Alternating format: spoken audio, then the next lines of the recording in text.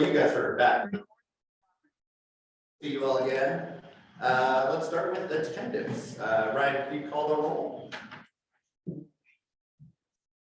Guess that's how we do it. We don't have a Zoom roster up there.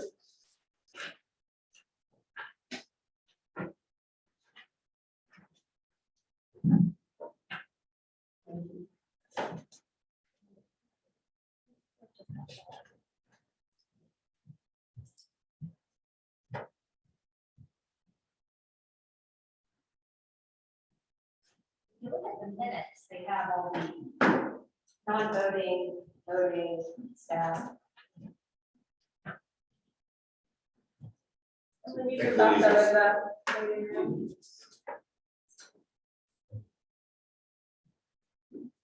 Alex Aquafuna. He is being replaced by James, and also we need to start virtually, Ryan. Oh, it is, okay. Jeanette Johnson. Here. Roy Stolzenberg. Here. Kevin McDermott. Here. Jessica Hirsch Bauer. Here. Chuck Proctor. Chuck Steiner. Are you the formal appointee to MPO Tech, or should we keep Chuck on there? Good question. Okay. Let us know. Stacy Laundrie. Christine Jacobs. Here. Stephen Johnson. Here. Bill Palmer. I'm here via Zoom. Thank you, sir. Luis Carazana. Here via Zoom as well. Thank you, sir. Joanna Lee. Here, also via Zoom. Thank you, sir. Wood Hudson. Here. Sarah Pennington. Here. Richard Duran. Michael Barnes. Yes, sir. Sandy Shackelford. Here. Lucinda Shannon. Here. Gretchen Thomas. Here. Ruth Emmer. Tony Choi. Donna Chin.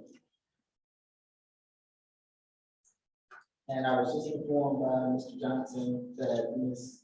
David Lacey will be the new staff liaison job.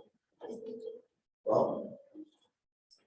All right, let's go to matters from the public. Do we have any members of the public here? Since we have some people participating remotely, Yes. we need to have a vote on allowing them to participate remotely. Okay. Based on our policy that we adopted to allow remote participation. All right, I will entertain a motion. So moved that Bill Palmer, Luis Arizona, and Joanne Lee participate electronically for a personal matter from City of Charlottesville and Albemarle County. Do you have a second? Second. All right, motion and second. All in favor, say aye. Raise your hand. I'm sorry, you seconded that. Michael Marcus. All opposed? All right, motion passes unanimously. Next up, matters from the public. Do we have any members of the public on the Zoom or in person? Anyone raise their hand? Not even Sean here. All right, next up then, general administration, acceptance of the agenda. Do we have any modifications to make today? Or are we good to go on that? I'll just point out that we did not have a quorum last time, so we did not approve the minutes from the time before that. Yes. So that, it looks like you've got the July 26th Yes, sir. minutes, although is that are they official minutes that we know we have a quorum? Well, yeah, so basically the minutes from the July meeting will be brought to you at your next meeting. Yeah, technically they were supposed to be here at this meeting. For the May meeting? May meeting was the one. Yeah. So, so we'll just do that at the next. At your October. So these meeting minutes that we have here for a meeting that was not a quorum, does that matter? Well, technically you had a quorum. Mr. Lee attended, so we actually had a quorum, couldn't vote. because there wasn't enough representatives in person to vote on minutes or have the election of your new chair or vice chair. But the quorum was present with Mr. Williams. Okay. Trying to clarify. All right, so the consent agenda with district alignments, do I hear a motion to approve? So, All right, Stephen moves, do we have a second? Second. Kevin seconds, all in favor, say aye, raise your hand. Aye. Aye. All opposed, say nay. Passed unanimously. All right, let's get on to elections of the technical committee chair and vice chair for fiscal year 2023. Do we have any nominations for chair? No one wants the job, anyone at all? Who's not here? Or whose first meeting is it?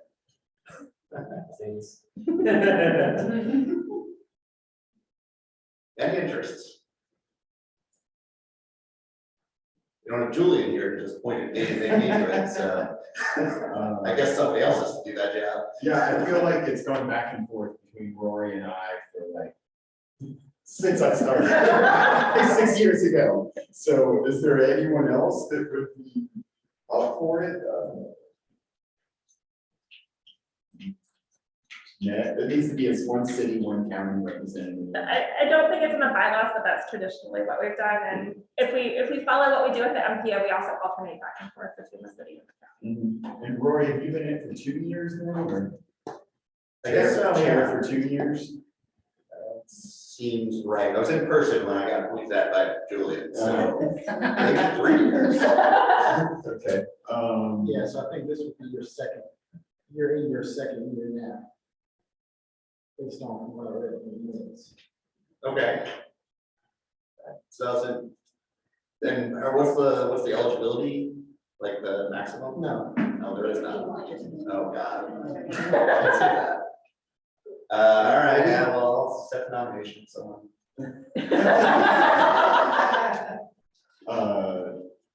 Yeah, but I don't know. Does anybody have any, what do you think, Rory? Are you okay doing it again? I don't know. Yeah, I was in. Do you want it? Do you want it? No. Let's. You got to taste the hour last time. I nominate Rory. I will nominate Rory for chair. Second. Thanks. I guess I accept the nomination. Do we have any other nominations from the floor? All right, I guess we'll take a vote. We call a roll.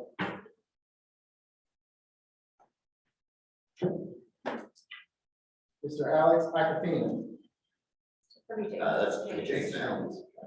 Mr. James Freeze. Mr. Ned Jonathan.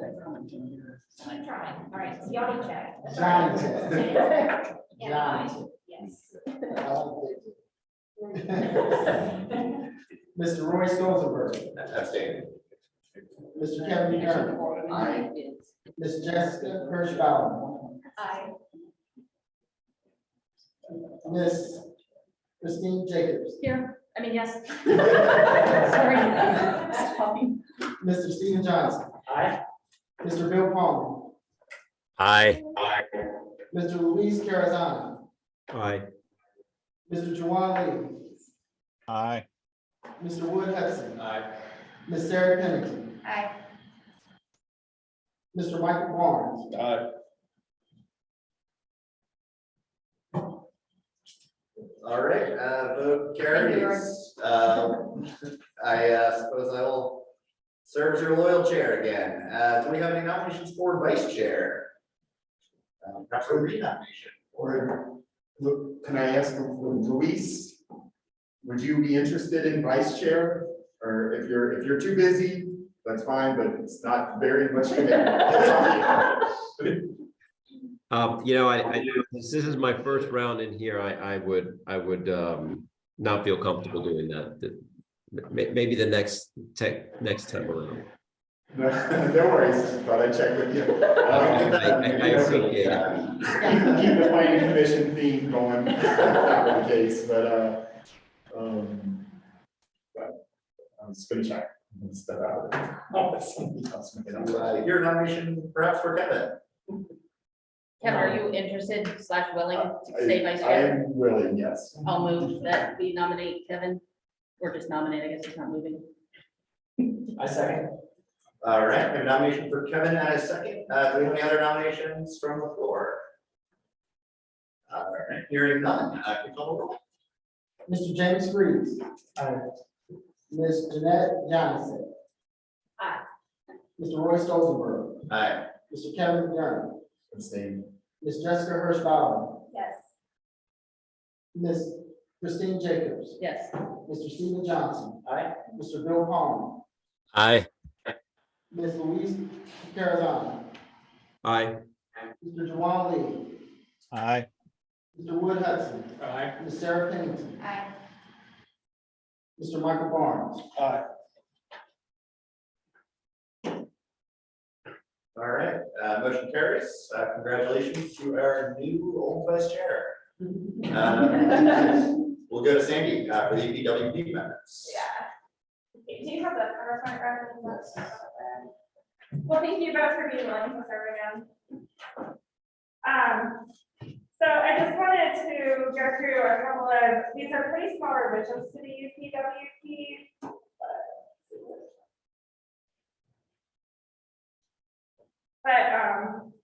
But we still need to vote on it because it requires an amendment. So there were really three things that happened. One of them is pretty minor regarding what the actual total amounts are to the programming. But the two things that happened is that we had some rollover funding for FY23 that we had originally thought was going to be a little bit higher. This 25,488 that's being shown on the chart right here. We had estimated was going to be $26,667, something along those lines.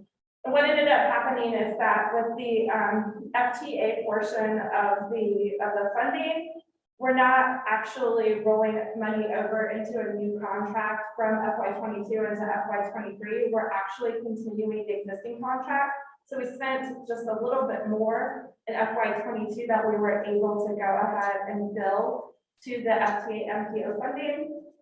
And so we revised that amount to reflect what we actually had left from the FY22 FTA funding to roll over into FY23. The other thing that happened with the FTA money is we had originally programmed all of this FY22 rollover to that 25,488 that you see there. We had originally put all of that into task 2 to be a match for the government study.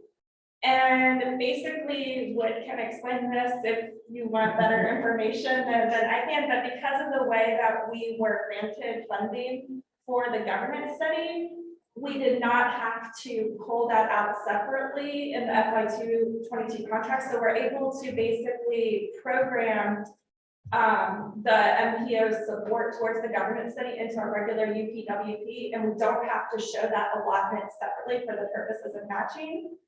And so DRPT's preference as well as FTA's preference is for us to go ahead and spend down the entirety of our FY22 contract before we start billing to FY23. So what we did was we took this rollover amount of 25,488 and we redistributed it among the entire UPWP so that we can bill all of our programming to that FY22 amount that's left in the FY22 contract first. I don't know what happened in your actual document. I did something really weird with those numbers, and that so this table in the draft UPWP that you received is actually not correct. It has been corrected on this though. So I realized that last night and want to make sure that we pointed out. But the totals didn't change other than the reduction and the total amount of 1,174 based on the actual expenditures from FY22 that we have left. So the other change is this additional $46,830 that you see in this chart right here under task 2 of the long range transportation plan.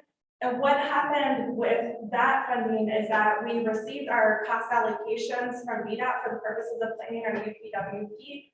And then when the contract came in, they actually came in beyond what was initially allocated. So we ended up having a contract that was $46,830 in excess of what we had based our UPWP on. So we have to go ahead and program that into our work plan. And so what we did was we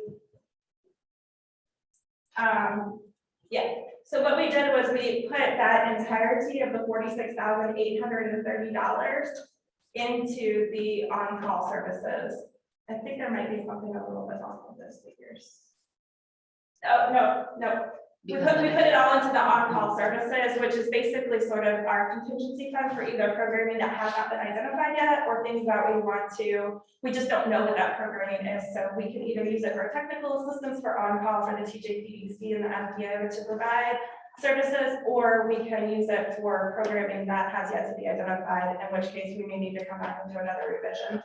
But the total change of $46,830 is for task 2. And that's basically the combination of the $47,319 additional dollars from the FHWA side, minus the $1,174 reduction from the FTA side. So any questions on that? We're basically asking you all to recommend the resolution of support for the adjustments in the funding to the policy board committee. So the resolution to the policy board was attached for your reference, which summarize these changes. I'm getting 46,145. Okay, I'll double check the numbers. Thank you, Stephen. my math was a little less than accurate. At other points in the process, that very well could be needed to be corrected. Aside from double checking the numbers, are there any other questions? About this or the UPWP as a whole? Well, about the revisions to the UPWP. Well, I did notice an error in the table of contents. There's an error in the table of contents. It says the appendix starts on page 233, suggesting we have over 200 pages back. Yes. I think there's some. Thank you. I will update. While we're updating everything, I will update that too. I think it like automatically corrects it, so I keep going back and recorrecting the same issues over and over. Thank you. I'll make that correction as well. But everything else in the UPW is the same as what we approved before. Correct. All we're changing is this number for the transit governance study. The transit governance study and the on-call services, yes. To be fair, I think we can come up with 200 pages of acronyms if we were. I want to reiterate something. I already said this the last time we discussed the UPWP, but it's got the goals in there, kind of with safety and ability and all these other things. There's no measures that are associated with any of these goals, and in the absence of those measures, it's hard to say whether any program we pursue is a success or not, because we can't measure it before and after, and I think it makes it more difficult to see what we're getting with the dollars we're spending. So I just want to reiterate that I hope future versions of the UPWP can explore how we would actually measure any of these things to make sure that we're really moving towards these goals. We can have a broader discussion about the purpose of the UPWP and how they're used in MPOs, but one of the kind of standard things that happens is that the UPWPs themselves are intentionally a little bit less specific so that there is some flexibility for us to, not be so strictly tied to programming without a chance to really think through and develop it. So I think there might be some opportunities. I think there are opportunities to meet the spirit of what you're saying, but it might not show up in the UPWP itself. It might be like a separate scoping exercise that occurs beyond the UPWP process. Stephen, is this related to the section that's called relationship of UPWP, the long range transportation planning? Yes. Where it has like the economic alley and all that. So, and those I think come from the long range transportation plan. So that is during that, which we're starting now, which would be the time to really dig into that, I think. UPWP is just saying like, we'll do what we say we're gonna do in the LRTP. So we need to fix the LRTP. Yeah, sounds good. Which we'll talk about. It might be of some value, since you have some new members joining the committee, to do a quick orientation at your next meeting and discuss kind of that triangular relationship between the TIP, LRT, the long range transportation plan, UPWP, and how USDOT kind of sees all of these documents interacting and linked to performance-based planning, things like that. Thank you for that discussion. And are you looking for a recommendation on this resolution? Do you have any other questions or a motion? I'll move that we recommend the resolution to the board for the amendment to the. Second. I'll second. All right, we have a motion from Kevin, a second from Stephen. So moderating corner. Can we, do we need a roll call vote for this one? All in favor, say aye. Aye. Any opposed? Abstain. Ben abstained from Wood. Yeah, I think that's motion carries then. And I'll double check those numbers, thank you. Great, and next up, long range transportation plan. Sure, so this is another amendment everybody's been waiting for. Love me a good cancer. Yeah, so you all have a scope of work in your packets, and we'll go through that in a little bit more detail. What I want to emphasize just upfront is that right now, this is all 100% draft. So I'm bringing this to you all today, happy to receive comments and feedback, and then we'll really start in earnest kicking off our work on the long range transportation plan. So the first thing that we can just talk about is some of these general committee responsibilities for the people who are going to be involved. This might be a little bright in here, it might be a little bit hard to read the line background. But I divided this up into 4 categories, and I know there was some discussion while I was gone about this MPO TAC working group and whether that's separate, but for the purposes of this, I'm just kind of referring to this as an enhanced MPO TAC work group, which may include some other people. So the MPO Policy Board will serve as the governing body of the steering committee. They'll really set the direction, and they'll ultimately adopt the long range transportation plan. CTAC, we really wanted to make sure that they were providing the oversight as far as our public engagement and reviewing the plan based on citizen level responses to what the recommendations were coming from. So we're hoping that CTAC will be able to help guide our public participation strategies, that they'll be to serve as conduits to the community as far as making sure there's awareness about this planning effort. And then they'll also respond to their recommendations, and they'll serve as an advisory committee to the MPO Policy Board.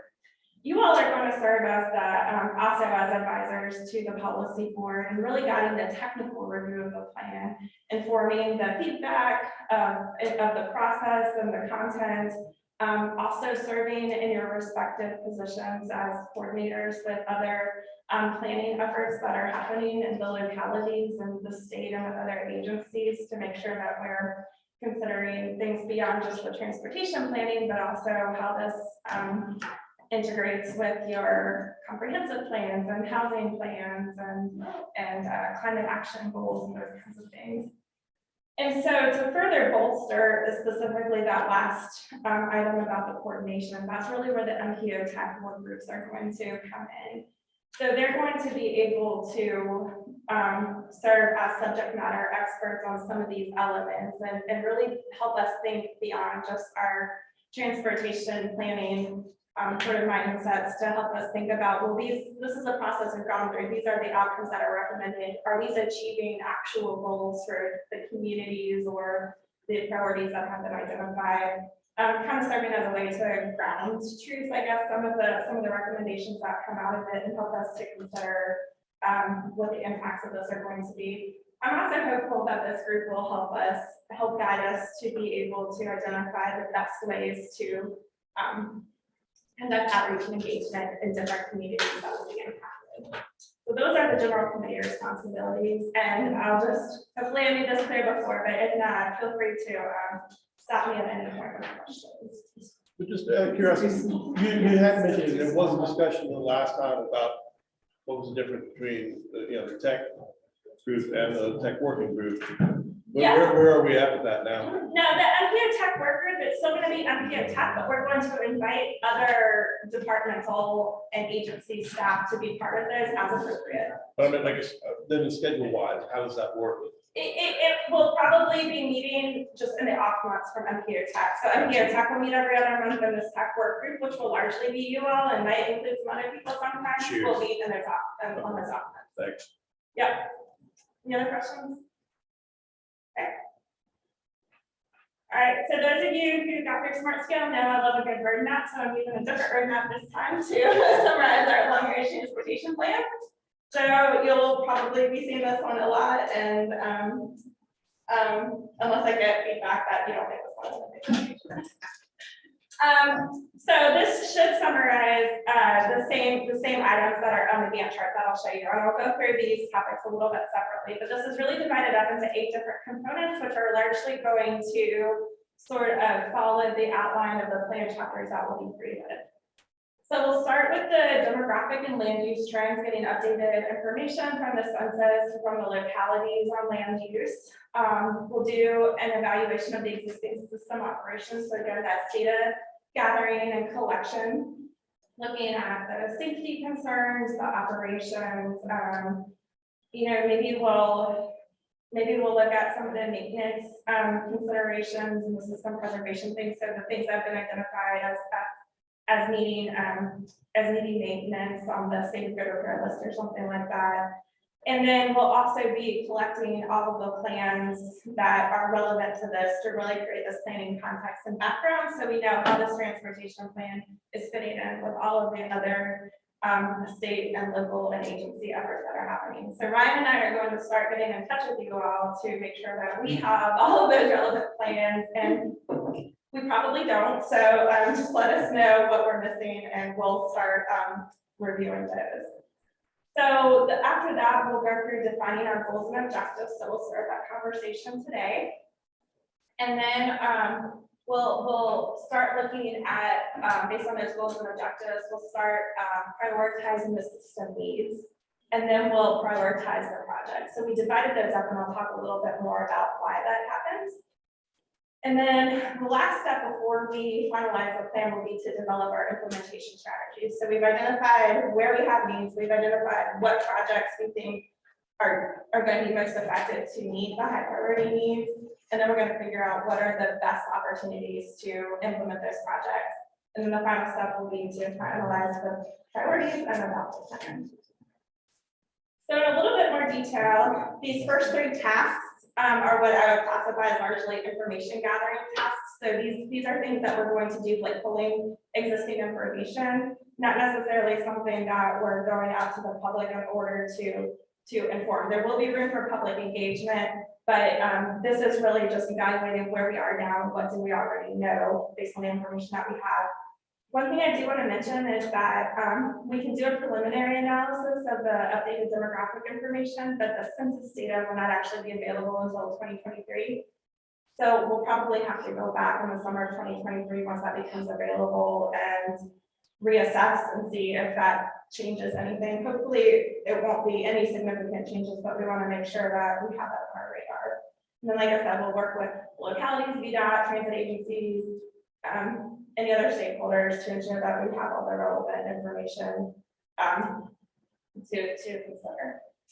Out of curiosity, where are you going to gather that? And will we have sort of like access to sort of see what plans you are gathering? I mean, you know, part of the problem is trying to figure out what whole elephant looks like, and we reach our own blind man or our own area. So I'm just kind of curious if we're trying to get a wrap vision around what information you're collecting.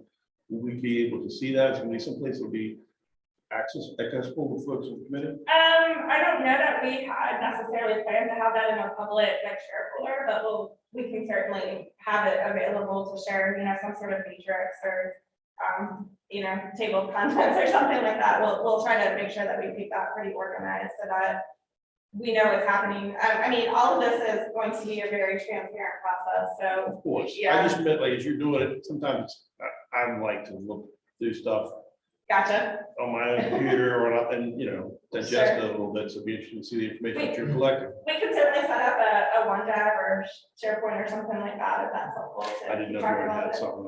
I don't think we do too much work to do something like that. I'm just curious. You know what, that's our job, is to make this process work for everybody, and maybe by doing a little work up front, we save ourselves all a little work down the road, so it's not a bad idea at all. Any other questions on this?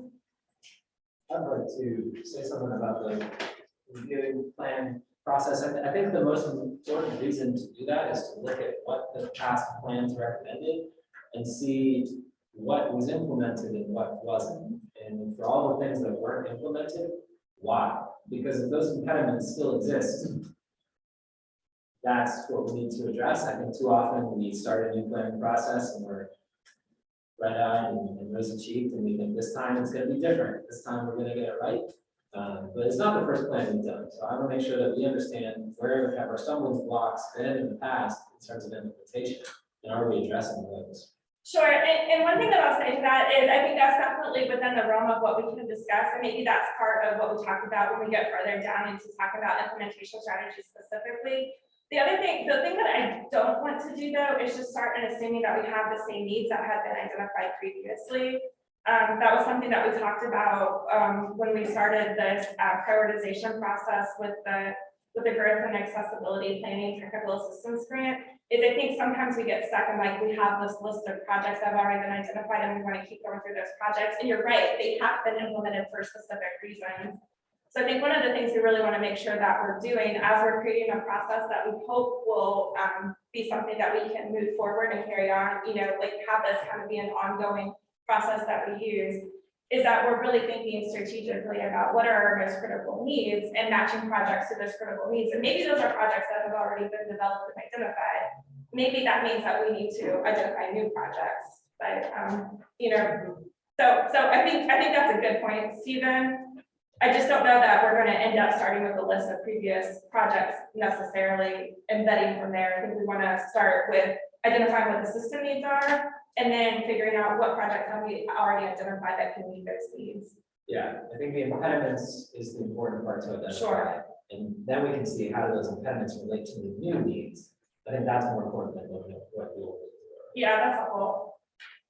Sandy, I'd just also like to point out that, right now, the Albemarle County is going through a comp plan update. It's like kind of following along the same schedule. So just reviewing our existing plans may not be obviously that's a good starting point, but Right. there's going to be a lot of changes, I think. Sure. To what was recommended before. So we're going to have to just, coordinate really well on recommendations and do things that are coming out of the comp plan as you're moving through this. Sure. And Kevin, can I ask, are you guys working on that like on a chapter by chapter basis? Like, will there be fairly complete drafts that we can review as we go along, or do we need to wait for the final approved plan to be able to access those drafts?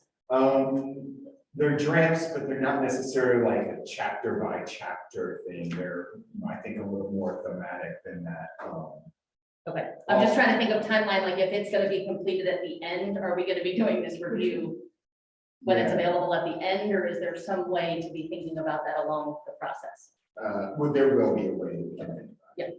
We'll make sure that it works. But yeah, I think let me pull together our schedule for the comp plan and how that works. Like more detail on us. I was seeing if we had one on our website. We don't have one on the comp plan website that we have going. So let me pull together something and I'll bring it to you guys and we can talk through how we can try to integrate those things. Yeah, and the other thing that isn't shown on the Gantt chart that we have talked about that we'll also need to coordinate is probably putting some meetings in front of your elected bodies periodically through this process so that we're keeping them sort of in the loop. So we'll also want to coordinate with maybe what else is on your agendas to know when those good times are, maybe to get those in front where maybe it's more relevant to what those other agenda topics might be. Yeah, I don't know. Can you guys hear me? Yes. Oh, sorry. So thank you, Kevin, for bringing that up. But that was exactly where I wanted to go with the comp plan. And if we could at least get the schedules in front of each other. So I think that's a great suggestion, Kevin, so that we could see potentially how they can intersect and where there could be information that's coming out of the comp plan, even if it's draft material, but you can begin to start to see where there could be areas that we need to look at, because we know with transportation and smart scale, it takes a long time to implement all these projects. So if we can get ahead of some of them and begin to look at areas that are going to be impacted and how we can begin to develop projects that will facilitate the comp plan, which has been an issue with the current comp plan, is we can't facilitate some of the development that's needed to implement the growth. Yeah, we'll certainly, well, and that's why your participation and the participation of others that might be involved in the comp plan process is going to be really helpful throughout this. But yeah, we'll certainly try to align our schedules as proactively as possible, and just know that we'll have to be prepared to adapt and be flexible as needed. Yeah. Do the fence require us to strictly use census data, or are we allowed to use other data sources to estimate population change or whatever? Yeah, I think we can use other data to estimate population change. I think the challenge, Ryan, correct me if I'm wrong, is getting it down to the granular level.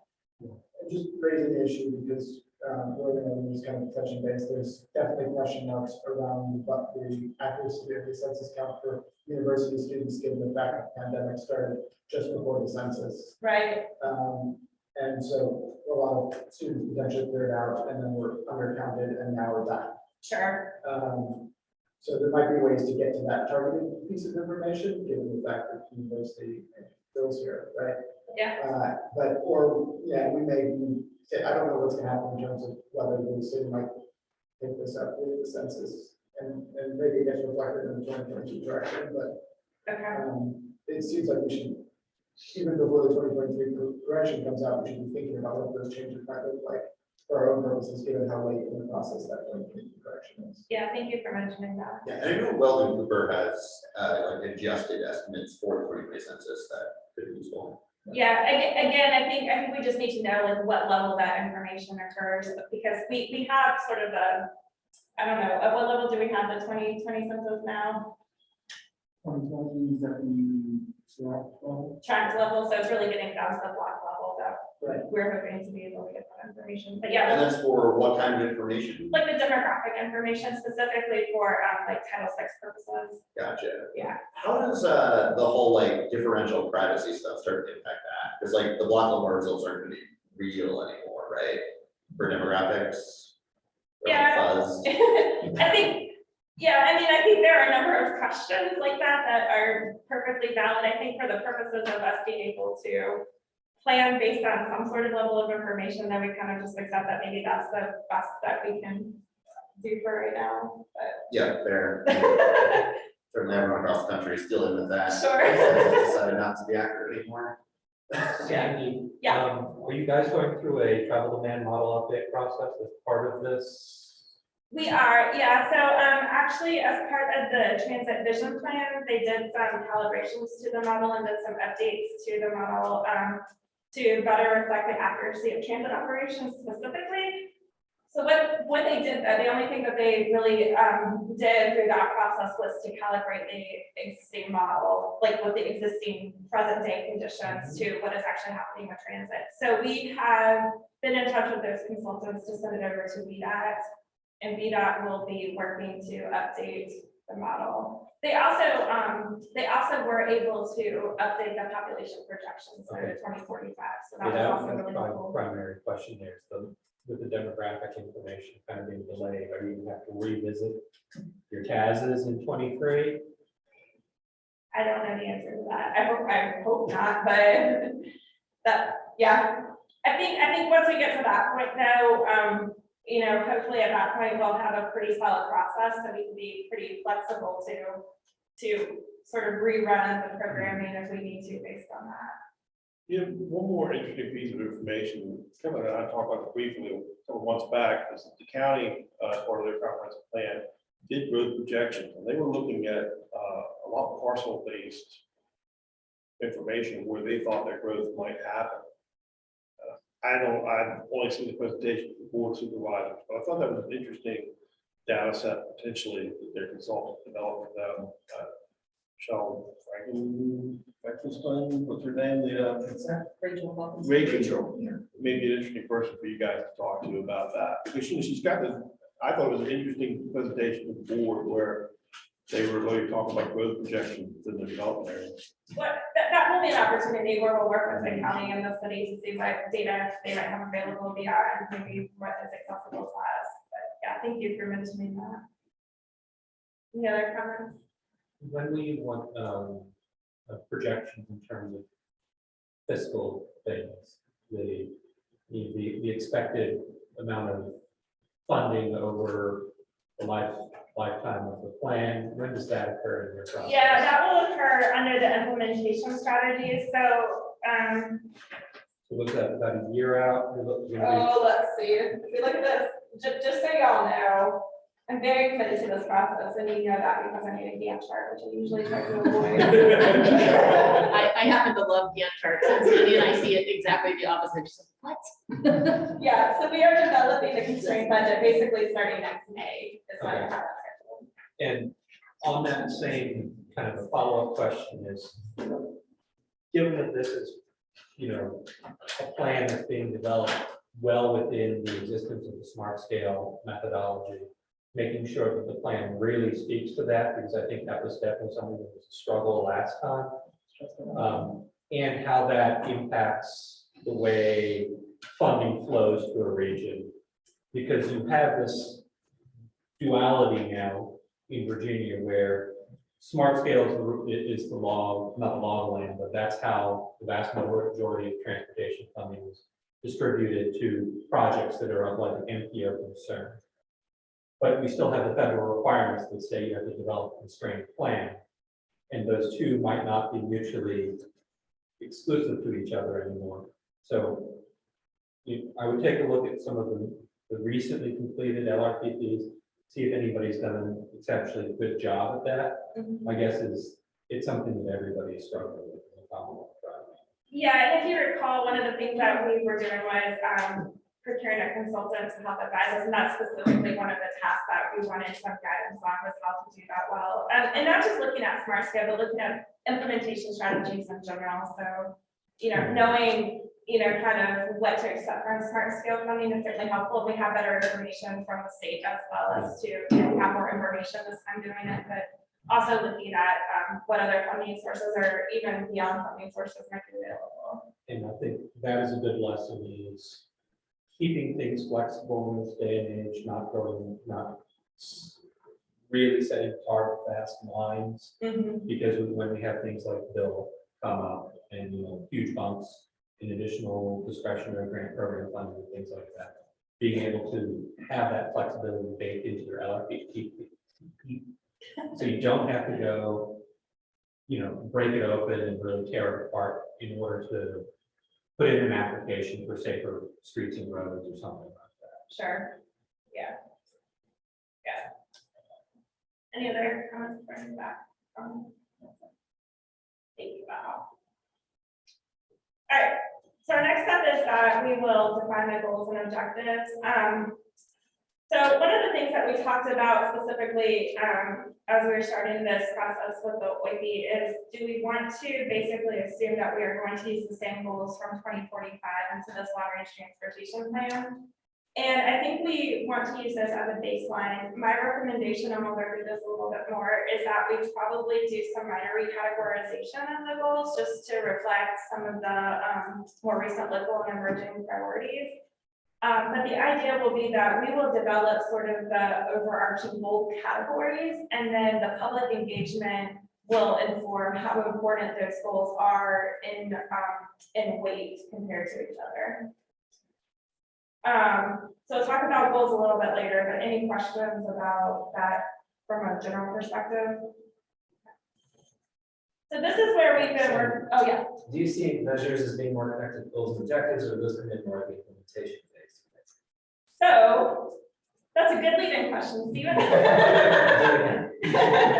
Yeah, I think the goals and objectives should inform the performance measures. Also keeping in mind that we're not necessarily, the performance measures are going to generally translate to the goals and objectives. So we're not necessarily going to have a precise measurement that could specifically relate to every objective separately. So I think they should be informed by each other. Also understanding though that we're working in a world where, you know, we're limited to the data that's already available and determining how we can best use that data to inform the goals and priorities and doing the best we can to make sure that they, you know, translate well to each other. So, so really the prioritization process is broken into two different steps. The first is to identify the priority needs. So we'll take the goals and objectives that have been identified by the public. We'll develop performance measures. That's what we're working on with OIB, to develop performance measures that will help us measure what the needs are relative to each other, apply a weighting process to those. And then that will tell us these are the most critical system needs based on the identified priorities from our public engagement process. So the second step of that is going to be to take those needs, identify where we already have existing projects or where there's like a pretty straightforward project that could be applied to meet that need. And so my thought is that we are likely going to end up with priority needs divided into two categories. One is that it's a really important critical need. We don't know what to do about it yet, so we need to do some studies to figure out what the appropriate improvements are in order to meet that need. And then there will be priority needs where we already have projects that have been identified that would resolve that need, or there's a pretty straightforward project that we can easily apply to that. And so we'll take those projects that have been identified, apply them to the priority needs, and then we'll add in some additional information like the actual estimated costs, and that will help us do this evaluation to prioritize the projects based on the highest needs. Questions about that? Okay. Does that make sense? Is that something everybody feels pretty comfortable with the process? Okay. Guess the devil will be in the detail. It's always in the details, but I think it might also be worth identifying, hey, we think this would be a great way to measure this, but also it's not feasible for us to measure that today. But could we put that on the table? Maybe in the future, we'll find some funding or somebody will have a great idea about, yeah, here's a new way that we could take that approach to measuring, and then we even have a wish list of being able to measure stuff, because yeah, getting the data is the hardest and most expensive part of planning. yeah, and we'll talk about this a little more detail. I know you guys were anxious to hear a little bit about what's been happening with the OIB grant, so we'll talk a little bit about where we are. And it might also depend. We might expand this and say, you know what, this data does tell us exactly what it is that we want to know, and we can certainly always evaluate, you know, what worked well and what we would love to see in a perfect world in the next round to help always be able to inform this process better.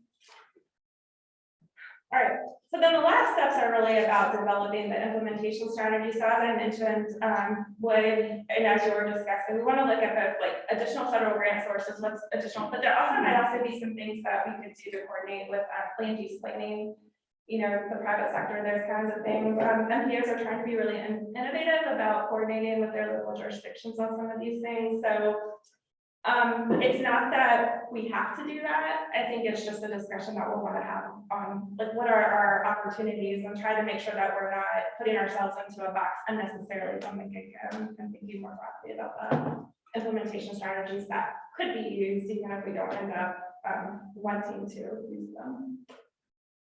All right. So any other questions and comments? That's the overall process for the scope. So generally, we want to present this to the policy board. We want to get their buy-in. So if there are any other like changes or revisions or things that we missed or anything like that that you all want us to discuss, certainly would be open to hearing any other feedback. I think you'll probably hear a lot about outreach to underserved communities, and there's going to, I think the county, I'm sure the city too, we're all going to want to make sure that we're coming up with good ways to reach voices that we don't typically hear from. Yeah, it's a big push with every plan that we're doing in Animal County. So coming up with creative ways to address that, I think would be well received. Sure. Fair. And we are working, I'll talk a little bit more. We do have a draft public engagement plan, but we'll also work with the consultants to sort of refine that and hopefully get some additional strategies and support and thinking through how to do that well and which means and where are the appropriate points for engagement. I think that's a challenge of something that can feel kind of technical, is knowing how to engage the community well in that process. Any other feedback? Okay. You guys feel pretty good with this process, as Michael said, and then we'll see what happens when we actually start working through it. But generally, that's the framework that we'll try to follow. All right.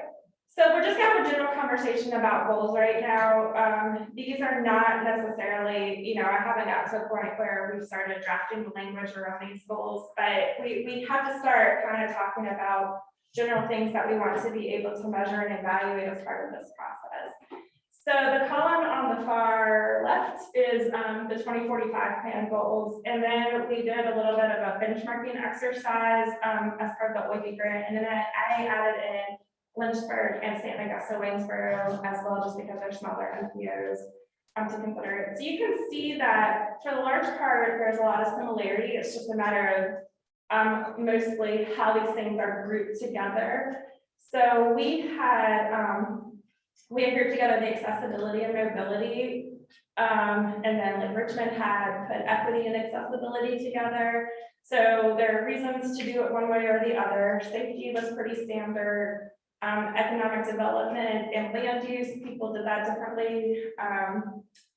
You know, so congestion, people called it different things, connectivity, efficiency, mobility. It's all kind of getting at that congestion mitigation and the efficient operations of the transportation system.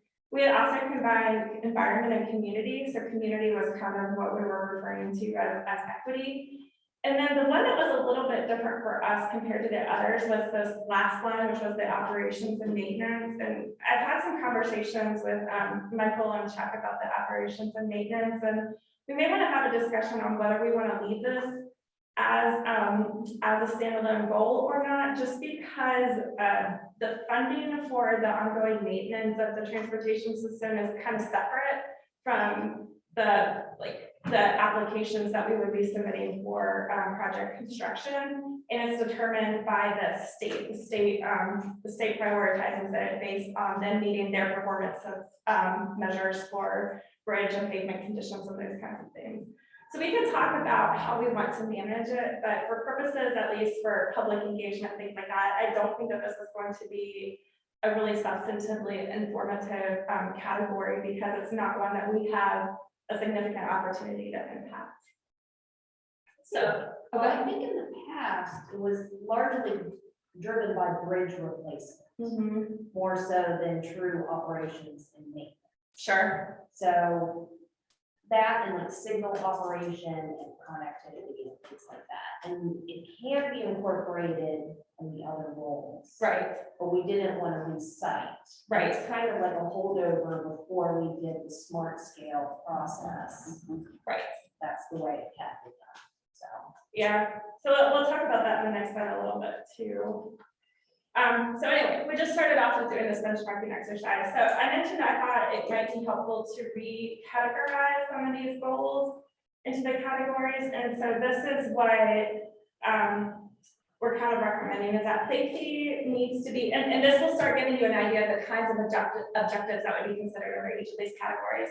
So safety is looking at how do we reduce the number and severity of crashes for vehicles, and then also looking at improving the safety of all users, you know, the multimodal users as well. And it's important, I think, to pull out the multimodal users to make sure that both of those concerns are being addressed, so that there's some sort of weighting that's applied to both of those. My recommendation, instead of combining equity and accessibility, or accessibility and mobility, would be to combine equity and accessibility, because the accessibility is really measuring access to jobs and activity centers throughout the area, which feels like it has a much stronger equity component than maybe the mobility. And so one of the ways, we'll talk about this when I go through the OIP process, but one of the ways that we've talked about this is we can weight the overall access to jobs and activity centers for users based on a certain mode. So it would be like access to a job center by transit within 45 minutes, and then weigh that against the underserved community population in that area. And so you end up sort of having a way to compare, you know, this is who has access, this is how many underserved populations have access, and then you can start seeing where there are significant discrepancies. The mobility and congestion mitigation felt to me like they probably made a little bit more sense to be grouped together. So that's really about increasing system efficiency, increasing modal choice, and increasing system reliability. We could also pull out mobility separate from congestion mitigation potentially. Cindy? Yeah. It wouldn't cause me any heartburn if you just drop congestion and highlight, which I saw a number of peer regions that also done. And call it like efficiency or mobility or Just something call like it that. mobility. Okay. And even in the 2045 plan, the congestion goal is very weak. It's like where appropriate, improve roadway design to reduce congestion. Like it's already catching. Yeah, Like I feel like they want to get rid of it at their scale. sure, but they felt that they should keep it. Yeah. Fair, okay. James, what's your opinion on it? I'm not sure, can we name a region that has made success or headway on congestion reduction, with the exception of pricing schemes, which we're not going to pursue? I think where this would come into play might be looking at maybe less at the system operations level and more at the, more once we get into like recommended improvements, because once you start evaluating different kinds of improvements.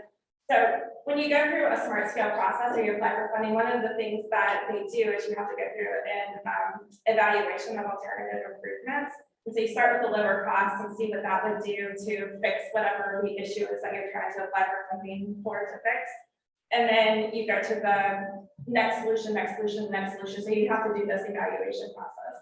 So I think the congestion would probably be significant once you're talking about the improvements, because if you're doing something related to safety and you know that there are future growth projections and that there are already operations concerns, and of course operation concerns can also contribute to safety concerns, then I think you start realizing that we want to try to improve both things to the extent that we can. But as an overarching goal, I don't feel strongly that it needs to be mentioned specifically, and maybe we just call it mobility, but that's what you all are here for. If you're improving mobility, aren't you improving congestion?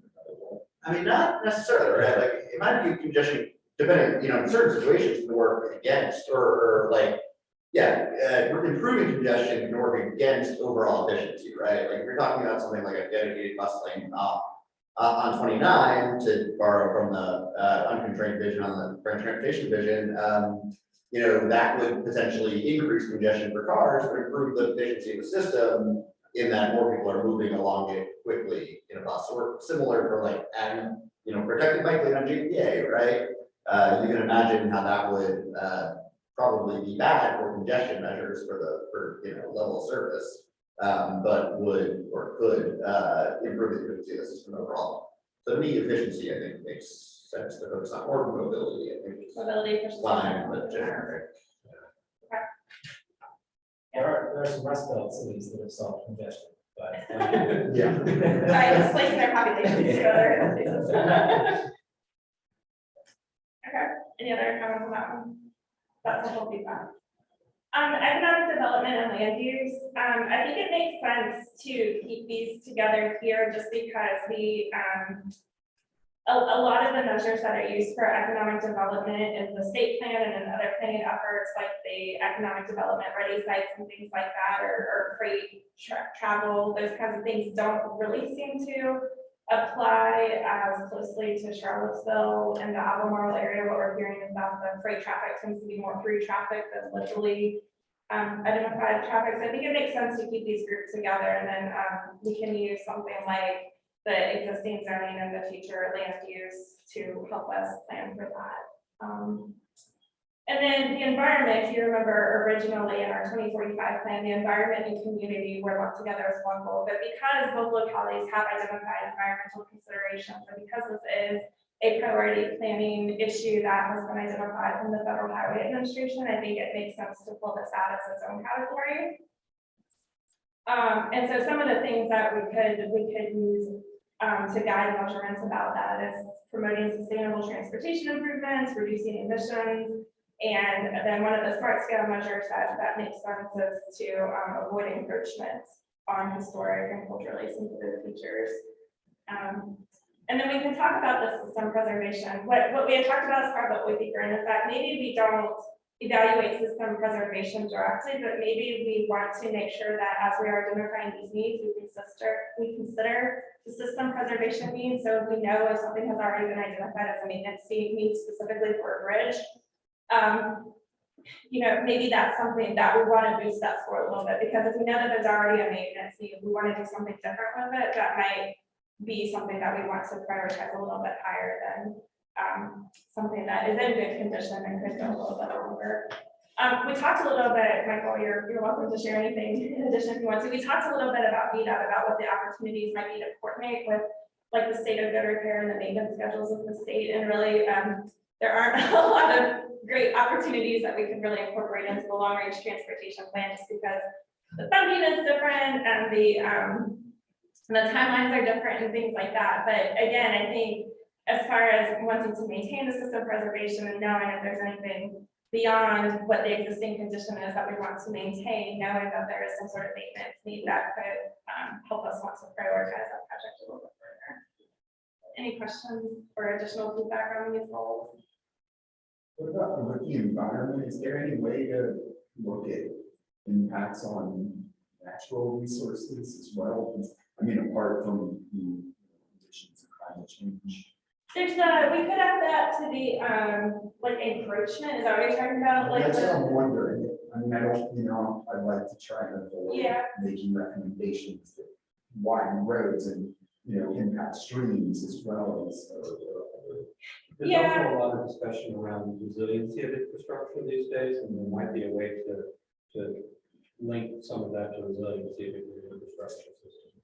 Yeah, that was a question I had. If you look at V-Trans though, the way they kind of their approach to measuring resiliency. So it might be just an information that might be a matter of just looking and seeing what information might be available that can inform that as, sort of a performance measure. Because V-Trans addresses flooding, and that's really like their resiliency category is really related to flooding. And there really aren't, I think I looked at the V-Trans, there were 2 locations that were identified, and one of them was Free Bridge. So, which makes sense because of the Bird River. So resiliency wasn't really going to significantly inform it if we're talking about resiliency from flooding. So I think we probably need to do some research, Kevin, to see how we can more meaningfully incorporate those resiliency considerations. I think that's a good point. It's an interesting point, what if we go resiliency and system preservation, which you're not gonna score. So maybe give it like a little boost, but it's not something you evaluate separately. Right. Some places address resiliency kind of by it's like a screening criteria in project selection. So if you were out, reconfiguring a stretch of roadway for geometry related to safety or something like that, hey, maybe you should also look at your culvert capacities and make sure that their design storm meets the current design storm, and it's not a design storm that existed 75 years ago. So you're taking the opportunity to address flooding or things or the potential for flooding when you're essentially kind of creating a high level scope of the project, because the idea being that resiliency can, integrate at all levels of a project. You could have resiliency when you're doing the bike lane, because you could say this is an opportunity to reduce impervious surface by installing porous pavers on the bike lane, things like that. So maybe as an implementation strategy. Implementation strategy or screening project criteria evaluation.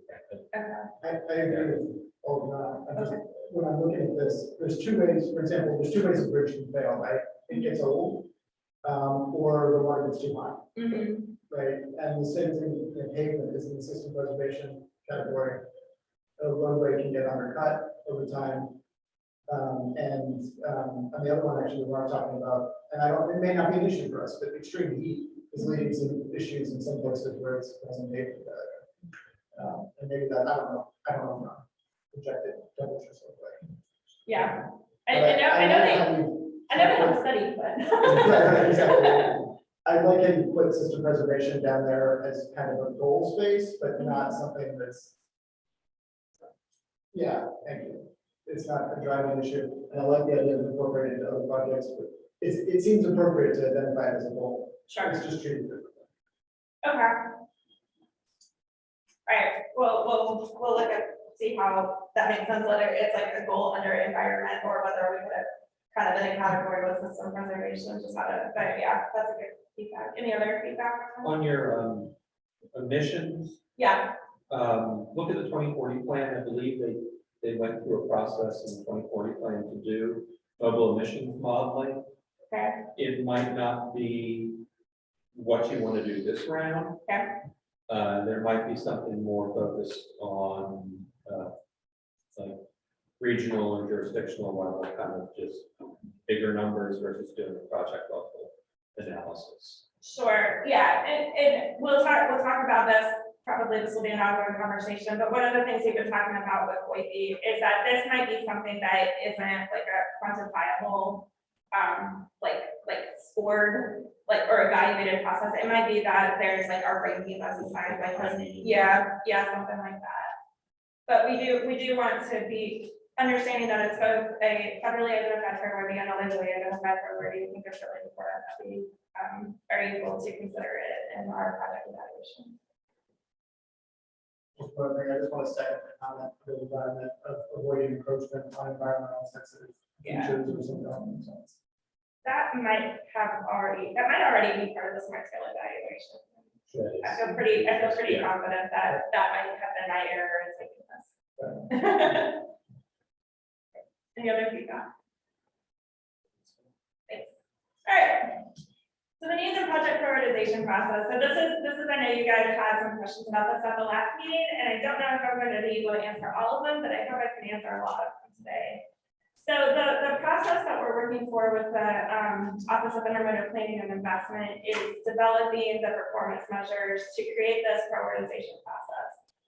So we've already talked about the idea of why it's important to prioritize the needs first, and then one thing that I want to mention though is that as we prioritize the system needs, not all of these goals are going to necessarily be evaluated at the systems level, because as we just discussed, some of them are not really going to make a lot of sense until we start talking about what the actual impacts of the project implementation are going to be. So this is, again, something that I can provide feedback to our consultants. They want to hear what kind of feedback you all have, but this is what they have recommended based on their thought process as far as we've gotten the process so far. The other thing that I want to mention is that one of the discussions that we had with Jatinder, who is the person who manages this program for Wiki, is that it probably makes sense not to rely so heavily on the model to look at the future needs and focus first of all on, as we're prioritizing our system needs, to look at the existing conditions and focus sort of our planning efforts around where are there already system deficiencies and start planning for those. And then when we start looking at what we're talking about, the improvement alternatives, we can start looking at making sure that our improvements that are recommended also consider the future needs, but that we're really making sure we prioritize addressing the critical needs that are in existence currently. So, a couple things for the framework for developing the prioritization process is that the goal for Wiki is to be able to build their capacity to support other localities and MPOs and regions in this process. So they have a couple of guidelines that they're working for as they're providing these technical systems. So one of them is to use the publicly accessible data or data that's specific to our MPO. So they don't want us like using sources that would be hard for other localities to use. The methodology is based on our existing staff and technical capabilities. So they did an assessment of our internal capacity early on. So this is based on something that is implementable by our staff with the technology that we currently have. And then, like I said, the goal is to be able to have this be a replicable process that we can use in future LRTPs with adjustments if we identify some opportunities for some adjustments. All right. So we started developing, we used that rough framework of the goals based on the 2045 plan to start looking at what we could actually measure as part of, as part of prioritizing these processes. And also keeping in mind that running it through this prioritization process is really just the starting point for a conversation. You know, there may be reasons that even though something is identified as a high priority need, there may be public opposition to it, or there might be a coordination issue or something like that. So this is really just a place to start a conversation from a somewhat objective perspective of looking at the information that's available. So the safety elements that we can use to measure are the potential for safety improvement, both at the intersection and segment level. And this is developed by the state as part of their highway safety action plan. And there's a website, if anybody wants to see it, I created a link, so I'm happy to click over to it. But basically, one of the things that we also wanted to be mindful of is that there's going to be a little bit of a discrepancy as far as the prioritization of some of these needs in Charlottesville versus Albemarle. When it comes to vehicular safety, there are a lot more needs in Albemarle. When it comes to the bicycle safety, there are a lot more needs in Charlottesville. So one of the things we wanted to do was to create separate lists of these needs at both locations, just so we can make sure that we are not overlooking one locality over another. And then as far as an overall prioritization, we would combine everything into one list for the purposes of prioritization. We just didn't want to remove anybody from the safety list category and not be able to include them in the future evaluation in case it started creating sort of like a snowball of priorities that cycle around, you know, these one locations based on other things. And then as far as the bicycle and pedestrian crash hotspots, I'll be honest that this was very technical and I'm not going to be able to explain this in very good detail, but the technical description of how they are suggesting that we do this, and they're going to provide us a model. They're going to provide a technical memo explaining this in a lot more detail. I just don't have it yet, but I'll be happy to pass this on. But the technical description of what they're doing is using kernel density estimation based on the linear referencing system measurement analysis that VDOT uses. But in layman's terms, they're basically using spatial statistics to determine a local area that crashes are located around. So if you have any questions on that, I can try to answer that, or else I'm happy to also forward on the technical memo if anybody is much interested in the technical aspect of this. So could you describe separating Charlottesville and Albemarle again?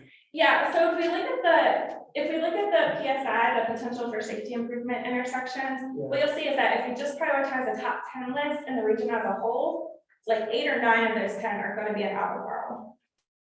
Okay. So what we wanted to do was to take the top segments in Albemarle and then take the top segments in Charlottesville to make sure that they're all included on the list. And then we'll pull all of that information into an overall project prioritization process. We just wanted to make sure that we didn't exclude any of these safety projects from the get-go from Charlottesville. I'm sorry, you said because I want to clarify that question a little more. You mean if you were to take the top 20 PSIs segments in the region, they'd almost all be in the count? Is that what you're saying? Yes, correct. And that's because. That's just because that's where the traffic accidents are happening, the vehicular traffic accidents. Speed volume. Yeah. Yeah. Speed and volume, basically.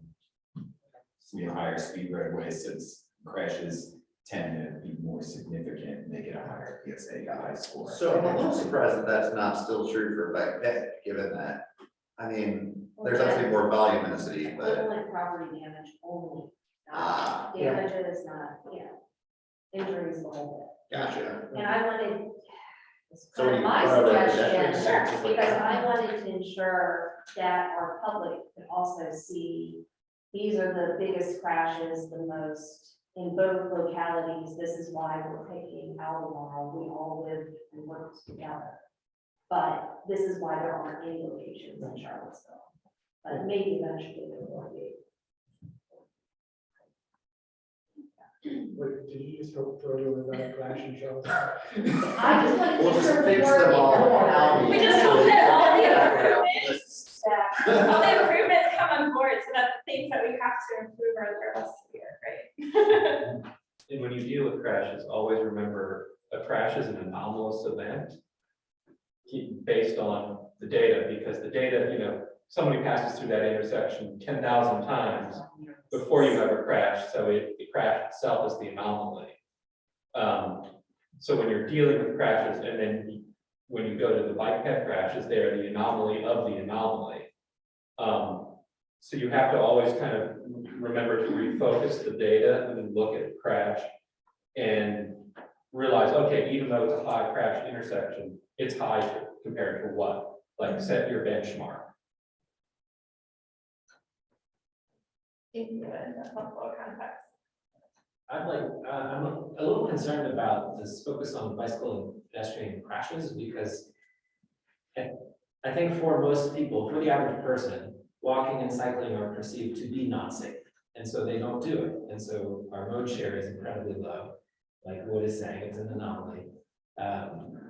So if we're just looking at where crashes are occurring in the current system, I don't feel like that's really addressing the perceived danger of the system as a whole.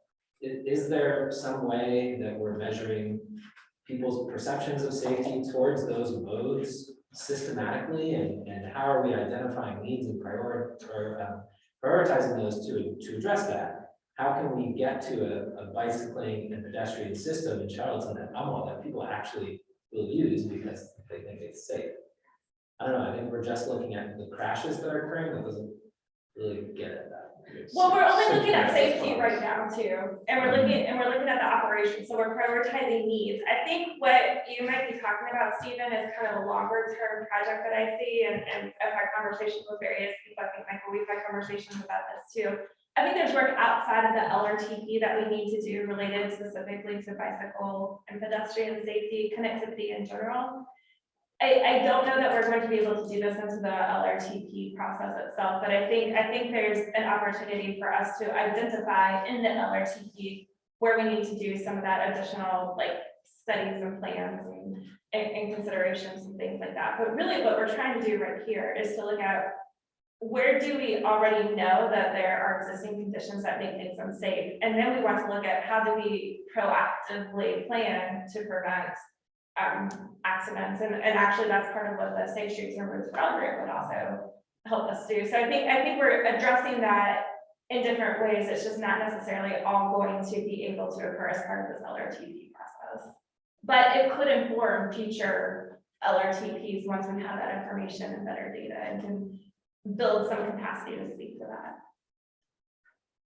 I'd like to continue to look at that as we move in through the process though, because I agree. I mean, we were just talking about this, like we should be looking at corridors that could carry, you know, large amounts of pedestrians and bicyclists and find out where there's gaps or, you know, safety needs on that corridor so that we can try and, you know, go back and fix it. So I'm thinking specifically of things like in the county, I know we don't have a lot of pedestrian crossings of major roads. And we should be looking at ways to fix that. Yeah, aren't we kind of doing that with different goals because we have the demand? So we're looking at the land use and where the people are, and then on another aspect, we're looking at current safety issues. Yeah. So that's what we kind of struggled with was we know where people want to go, or kind of, and we know where the crashes are, but it's that subjective, but I don't feel safe, therefore I'm not biking, therefore I'm not. And that kind of bridges the gap while still trying to be objective. And then when we present it to the planning commission and to city council and to the public, that's where you get a more subjective. You've identified this as the highest priority. Actually, we think this is another one that you need to include, and that kind of gets.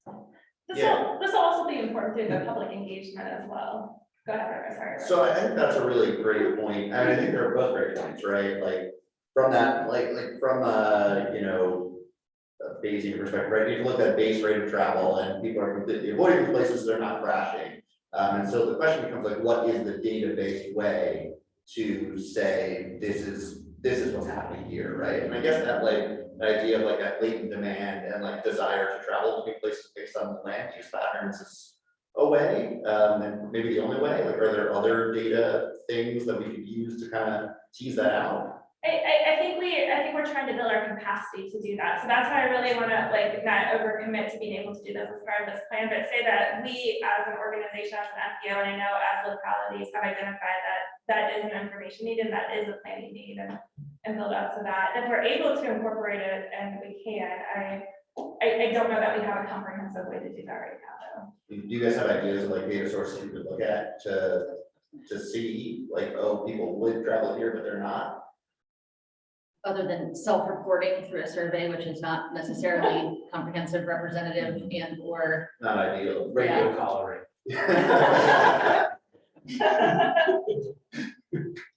I think get some field biologists. We'll pick up some bicyclists and force them to go on all the different rides and see which ones they shy away from.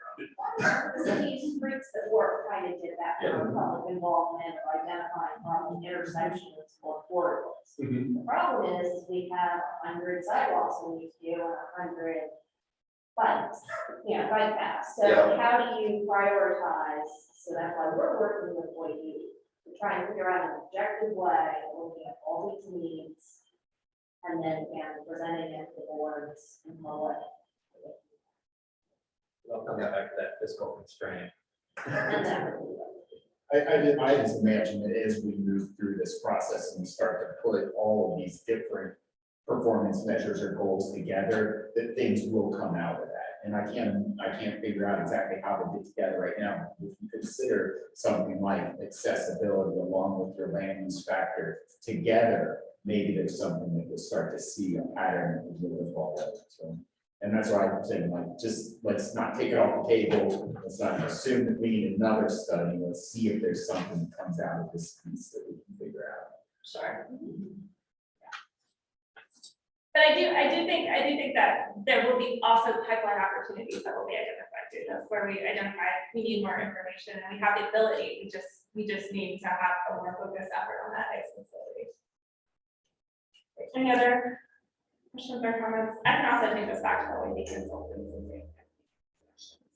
We've already asked what else would we measure. I think the design criteria would be an interesting objective set of measures. We can look around the world and see, okay, where are people cycling, where are they walking, and how can we quantify the design criteria, whether that's travel with bicycle lanes or proximity to vehicles or number of conflict points, and then that will give us some options of like, okay, we need to reach this level to have adult males between 20 and 30 bicycling. If we want women, then we need to reach this level. If we want children, then we need to reach this level of perceived safety. And that can help us provide some structure to it. Good. I'm going to, yeah, good. Accessibility. This is a good segue to that accessibility performance measures. And so the way that they are suggesting that we do this is that we are understanding the need for access to activity centers by node. So we're looking at, if you look at a 45-minute drive versus a 45-minute transit ride versus a 45-minute walk versus a 45-minute bike ride, how many people have access to those jobs? And then we look at how many people that represent disadvantaged populations based off whatever data set that we use to get our demographic information have access to those jobs. And so what that helps us start doing is to start looking at where are there significant discrepancies between access by different mode, but then access specifically as it relates to the disadvantaged or underserved populations. So this is based on using national accessibility evaluation data, which looks at activity centers that are specific to Albemarle and Charles. I believe it's the University of Minnesota that develops this and reports out annually on the block level. And so then there's a weighting system that occurs in order to be able to identify the discrepancy and help us factor in the equity consideration. So this starts helping us identify, to y'all's point about the safety and accessibility. This starts helping us look at where are there significant issues with accessibility by different modes. Which maybe will, like Kevin was saying, as they start overlaying these concerns on top of each other, might help us see a picture of, there's no infrastructure here to support anybody being able to use an alternative mode of transportation. And so maybe that's something we need to look at. Any questions on this one? So I think this one does a really good job of incorporating equity into the need and the performance measure. I'm curious if there's going to be a similar like equity lens for the other needs. So thinking back to safety, like would there be, how is safety measured? And are you giving extra weight to safety concerns in parts of the community that have like a higher proportion of underserved population? That's a good question. I think the assumption that's probably into this is that the safety considerations for the bicycle pedestrian crashes would probably prioritize safety concerns for disadvantaged communities, but that's something I can take back to the consultants. I think the other thing we want to be really careful of is to make sure that we're not like double counting things. So I can certainly let them know that that's a comment that came back and see what ideas they might be allowable into it. Sometimes I don't mind double counting. Like if you get extra points and, you know. Yeah. If we do, or we're doing everything we can to address equity needs. Sure. like, go ahead and make sure we. Address equity needs. Yeah, and everything. Sure. This is pretty specific. The data sets that are available are pretty specific to these identified activity centers. So one of the things we probably need to make sure that we understand really well is how they are identifying these activity centers and making sure that that feels like it is accurate for our region. Okay. And then the mobility that we are not referring to as congestion mitigation has a couple of different performance measures that they have identified that will go into this measurement. So the first is the travel time index, which is the ratio of the average travel time in peak hours to free flow travel time. So if it takes you 10 minutes to get somewhere on a Saturday morning at 10 o'clock, but it takes you 15 minutes to get there on Monday morning at 8 o'clock, your travel time index is 1.5 because it takes you 50% longer to get there under the average travel time peak conditions. So then there's this travel time reliability, which means that if it's really, really, really important for you to be on time, you need, this is the level of buffer that you need to ensure that you will be on time 95% of the time. So that's basically saying that the average travel conditions might be 50% longer than my normal trip, but if I need to make sure that I'm on time, I actually need to double the amount of time that I leave. So that's the travel time reliability. If I want to be on time, knowing that there could be significant congestion, I need to leave myself a buffer. And then the level of travel time reliability is how often you have to take longer to get to your place. So how long are you into that buffer beyond the average peak hour conditions is a level of travel time reliability. So those are some of the ways that we can measure performance measures for the mobility. I think, you know, while this does kind of feel like it has a congestion bend towards it, I think it is also measuring the system efficiency and reliability because it's showing you how easy it is to get through the system, what the operations are. And I also need to make sure that they are assuming that this would apply to all different modes of transportation. But any questions or comments on this one? Good question for anybody who's been doing this longer than I have. Have there been, you see the picture on the internet about like, here's this many people in a car, and here there are on a bus, and here there are on a lane, it's more and more dense. Is there, like to measure throughput? yeah, like, or throughput over like road surface area, because we're investing in lanes, we're talking about not wanting to widen roads, and so if we're not gonna widen roads, can we put more density on our existing roads? Can we get more people through even if the Yeah, congestion doesn't yeah. increase? Like, I think modal throughput. Yeah, I think the challenge of that is the amount of effort it would take to evaluate that data. So remember, this whole model is based on our existing staff capacity and technical abilities. And so you can do some of that. That relies a lot more heavily on the modeling side of things. Sure.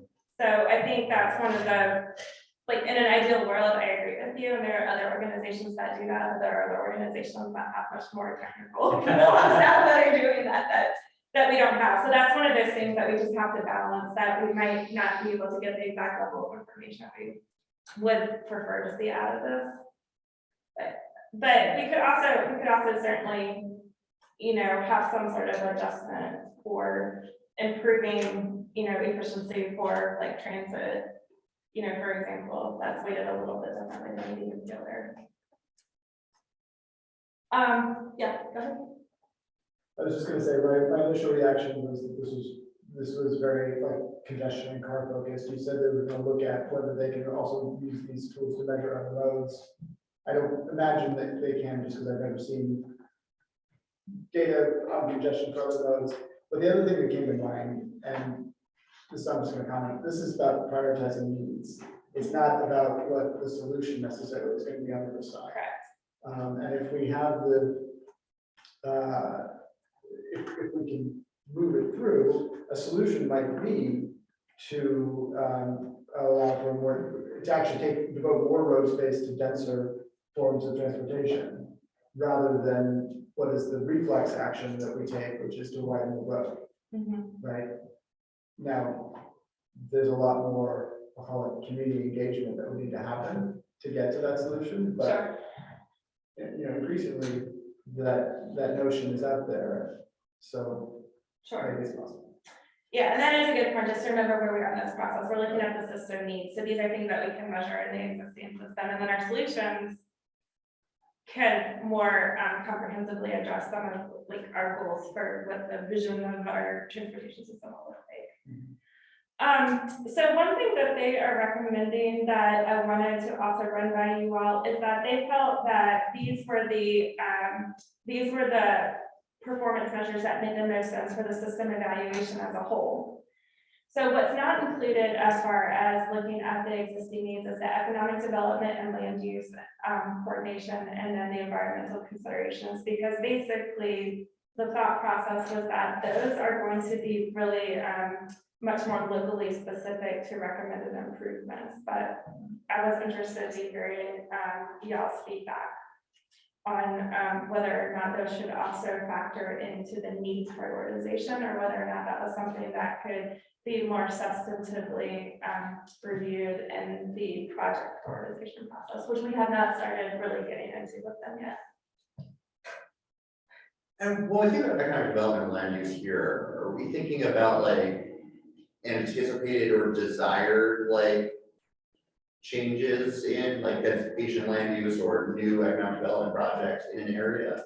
Yeah, so one of the ways that a lot of places measure this is like proximity to like identified economic development sites or supporting freight traffic to locations, things like that. Those don't really make a lot of sense for Charlottesville. It seems like based on the discussions that we've had. So really we're talking about like how can we make sure that we are considering that there's an existing need in one place, but that existing need might be exacerbated at a faster rate because there is planned growth and development in this area compared to maybe another area, maybe something along those lines. Yeah. Well, I think the biggest example of where we've struggled with this is Willow Tree. Willow Tree was growing and was going to move away, and we needed to find a place for Willow Tree to grow into. And we wound up putting them in Woolen Mills, which is not a very accessible place. So thinking about economic development and land use, are we thinking now and planning now for as businesses grow in Charlottesville and need to have a larger footprint, where are we going to put them where there's already good transit infrastructure and all these other things that we're thinking about? So for me, that's a great case study. What have we learned from that, and how are we going to prevent that from happening in the future?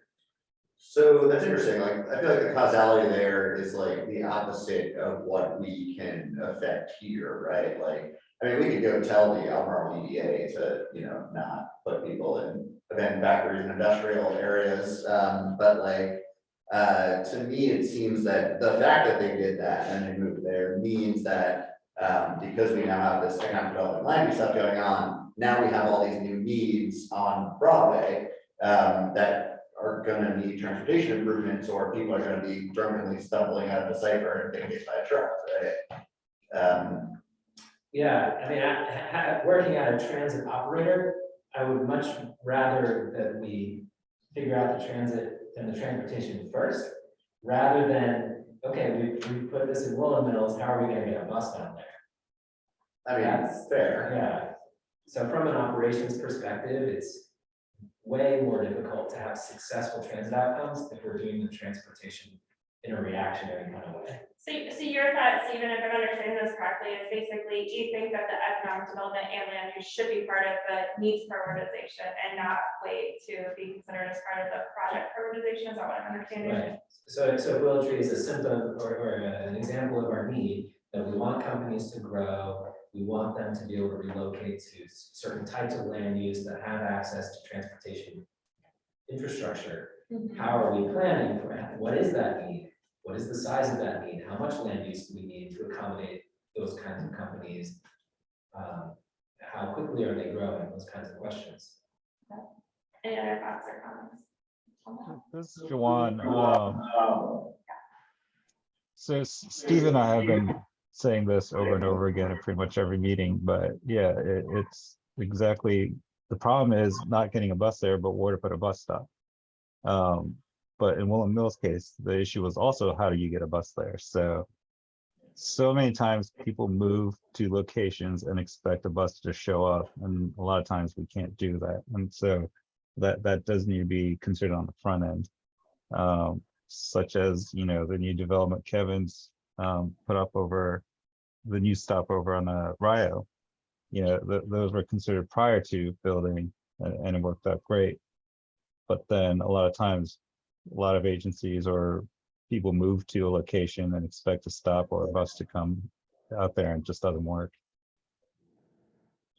Juwan has a good point, because there's a cost associated with running a new route or rerouting a route, both for delivering fixed route and then also providing complementary ADA fare transit. So, you know, always the fact is who ends up bearing that cost? Is it the developer? Is it the locality? Is it the feds? You know, what and where does it get paid for when it comes to transit? Sure. Okay. I will bring that feedback back to the folder here. And then the environmental factors do feel like they're really highly localized as far as the, you know, we don't know what exactly the impacts are going to be on congestion, you know, mitigation or not congestion mitigation on like emissions reductions and things like that until we're looking at the specific project. So are you all comfortable leaving that as the as an evaluation for the project? I mean, Prioritization? I think like where environment really factors into needs is like where, like what places and routes have the most potential for motion, like where it can be like accomplished most easily, and that's kind of a little bit more of a locational question that kind of gets back to what we we're talking about there, like latent demand. Yeah. But I don't know how you factor that in exactly. Well, and some of this is going to also, like, there's interrelationships between some of these, right? Because if we're looking at where congestion is really bad, obviously by doing something to address those congestion concerns, will be also be addressing the environmental concerns. And then by improving mobility for people of all different modes, there's also sort of like an overlap. So I think some of that will be captured. It just won't necessarily be called environmental in that aspect. Yeah. Any other questions or comments on that? Okay. So then, just so you know, we haven't really gotten to the project prioritization. We've really been working for the needs. So I'll talk to them a little bit about the land use and economic development. But what we have proposed is that we use the current zoning and then the future land use to do the coordination with the land use and economic development. And then the environmental factors, I'll have a discussion with them to see how we can also add in some of those resiliency considerations. But that basically summarizes the working process to the best of my abilities at this time. Are there any final questions or comments? Do those turning radii satisfy VDOT guidelines? I don't know. They haven't reviewed this particular road. I do want to be a little bit mindful of time. It's 11:46, so we'll try to go quickly through the rest of the agenda. But thank you all. This is really helpful feedback. Thanks. Thanks. All right, next up we got Safe Streets for All.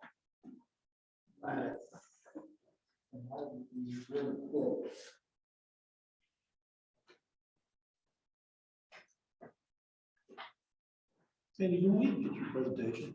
What's that? Can we get your presentation? Yeah. And also, there'll be a bunch of other information behind that.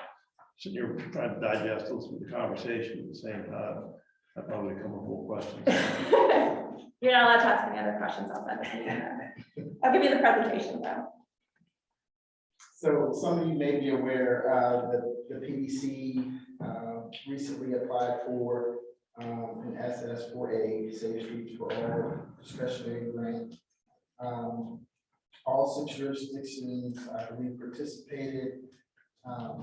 That application is due September 15th. There's 5.6 billion available over the next 5 years. There are 2 types of grants. There's the planning, and then there's the implementation. We can go for the implementation part of the grant. Funding first we have comprehensive safety action. So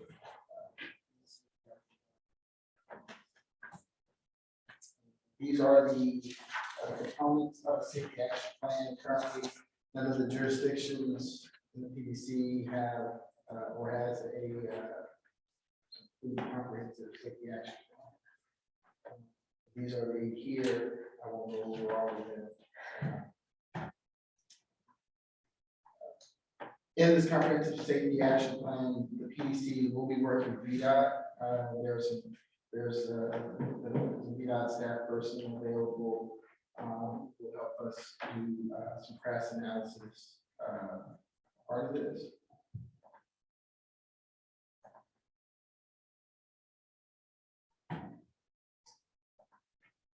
Again, the multi-jurisdictional application, the amount I believe that the PDC will ask for in the grant is about 1.1 million. Does that cover all of the jurisdictions in the planning district commission?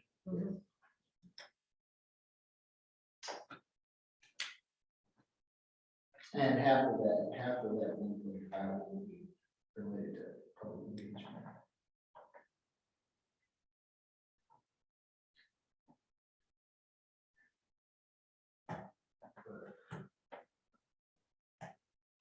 Sandy, Christine, if I've been too quick, please.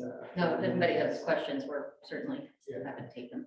Mostly we just wanted you all to know that we have submitted an application and we're hearing nothing waiting right now. Is it 80-20 in terms of match? Yes. That local match commitment from all 6 Great. with a So- not to exceed amount. Is there a cost associated with creating the safety plan? That's what Oh, that's what we're applying for the grant. Applying to do the- create a comprehensive To do the safety plan, action yeah. plan for each jurisdiction. Which then Gotcha. gives them access to phase 2 funding, which is Implementation. implementation funding. I see, okay. And what's the timeline for the phase 2? Well, so the period of performance for the safety action plan is 24 months. So we'll see, we'll hurry up and wait and see if we are successful, we'll complete it at least no longer than 24 months.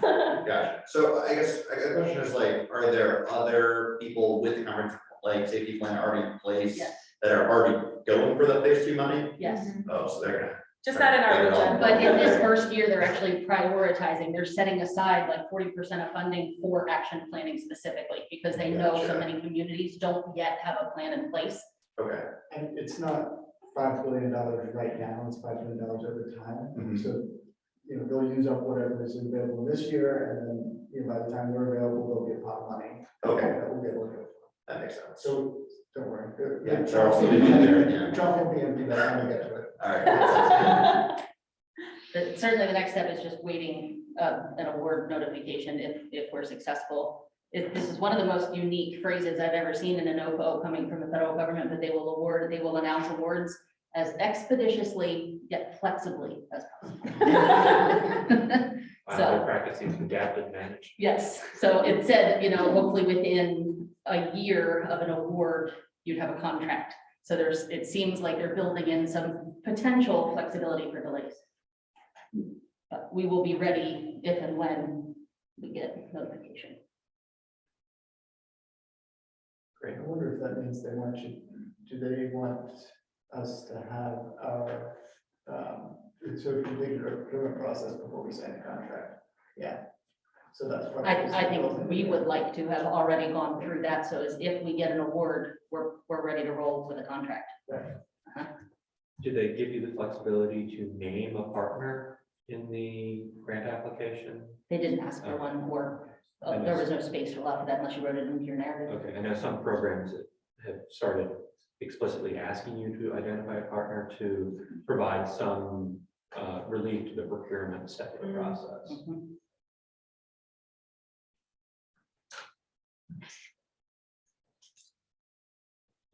If there are no questions, Mr. Chair, we need to. Start with this. Yep, sorry, we'll move on to staff updates. Roger, TJPC and then Roger. We're doing one thing there. We'll start with Roger. I can be really quick, so. Right now, we are in Discover Transit Month, but all of the providers and agencies are partnering with DRPT for that, so it is a statewide initiative.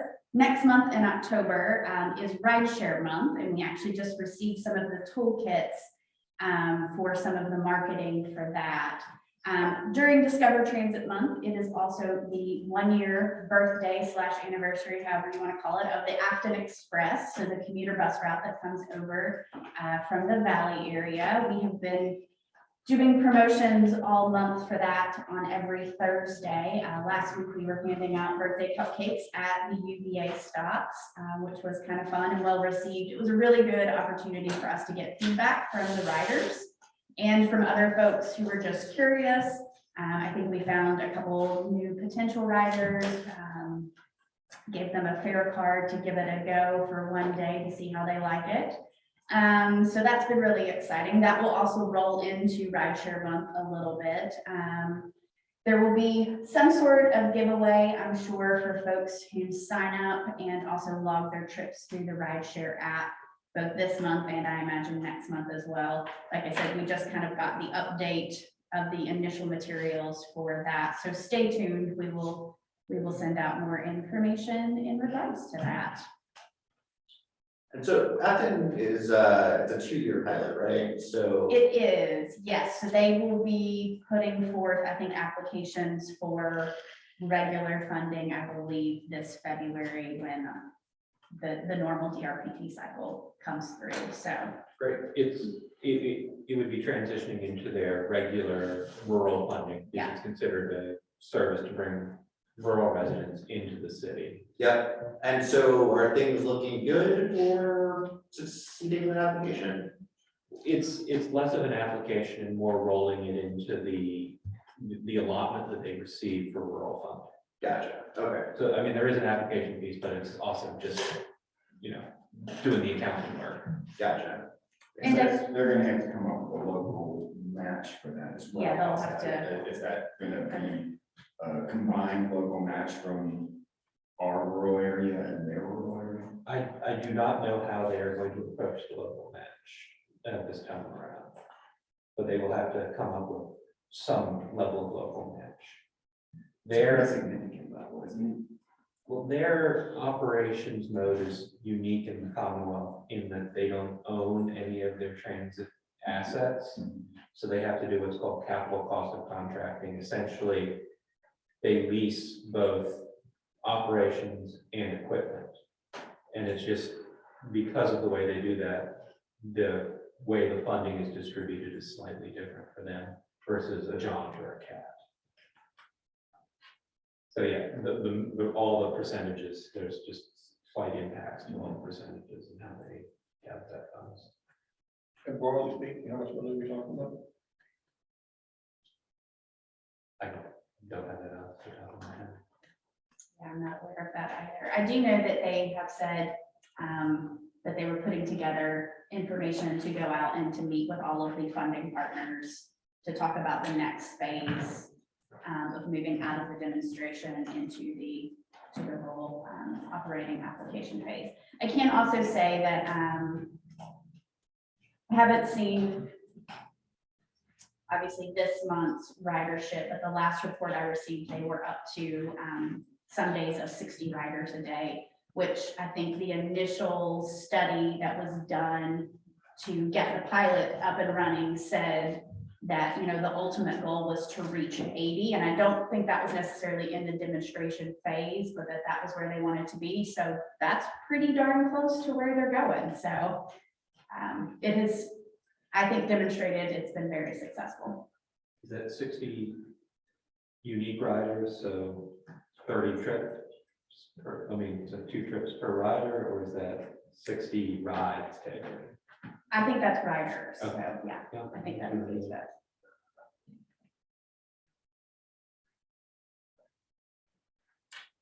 Great, thanks. Christine, do you have an update from TJPC or? Not in addition to the other ones we already.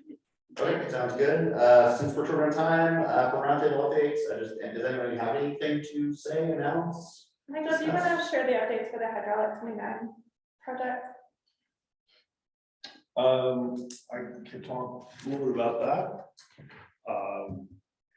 But not just a little bit. That's perfect. Yeah, I mean, I know they're still moving through with the, putting out the RFP for starting that project.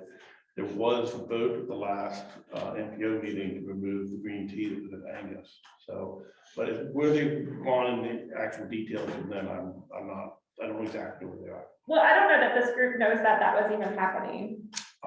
So in round 4, smart scale, we submitted a package of projects for our hydraulic 29 that intersection that included a lot of different improvements, included like 5 different improvements.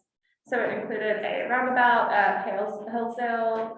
It included some bike ped infrastructure. It included a crossing over, a pedestrian crossing over 29 at Zam Road. It included some removal of left turn lanes between hydraulic and 29 to improve system efficiencies. And it also included a continuous green T intersection on Angus Road going on to 29. Did I get them all? You got it. Okay, got all the different. All right. The one over there in the city on hydraulic, the extension of the shared. Oh, the shared, yeah. Change of those two, that was another component. The shared use path between, what was it? It was between Brandywine and Mickey, yeah. And I guess while you're putting things, extension of the left turn lane on the eastbound bypass at hydraulic. So the city project got pulled into it. So what happened is that they ran into some financial constraints where the estimated budget, due to some changes in compensation requirements to private owners, they ran into a situation where the estimated cost of the project was going to exceed the amount requested as part of the application. And so they needed to find a way to reduce the scale of the project. And so one of the things that they requested is that we remove the continuous green tea and be able to move forward with the other component. So, 2 quick questions. One, does the pedestrian bridge over Zan have stairs, or do you have to go like all the way up? It will have to be ADA compliant. Well, yeah. I I'm think sure it's there's- got, US business have stairs in addition to it. Yeah. Yeah. And that's a no, maybe, yes, That's definitely one of those. hopefully. Okay, cool, that would be nice. And then the other question, so I know we're at CTV today, giving back all the money for West Main and Preston Grady and getting a little bit of money back for Fontaine and the other one. Hi. Hi? I don't know. Hi. No, it's not. I know that's another way the process is moving forward. It is, okay, so. Just getting more money too. So there wasn't enough to still do the green tea at Angus though, that's with the more money, we can go there. And then is there money left over that goes into a culvert or not? Or are we pulling all of it out into the? I don't think there's gonna be leftover money. We are still over budget even by removing the green tea. Yeah, that's Because everything where. else got more expensive. Gotcha. And ours isn't the only project that got more expensive, so they're probably going to. Yeah, you're seeing that across the state right now, changes in state law, feasibility right away, really driving up costs significantly. It's complicated, but it's how to calculate the damages to properties, and it's really causing a significant increase in project costs. Calling your local legislator, yeah. Okay, well, any other questions on that or other roundtable updates? One quick update, our rail team is wrapping up the statewide rail plan and is hosting a virtual public meeting on September 27th from 6 to 7 p.m. If people are interested in attending, I can share the link with the MPO staff and we can get that out. Yeah, that'd be great.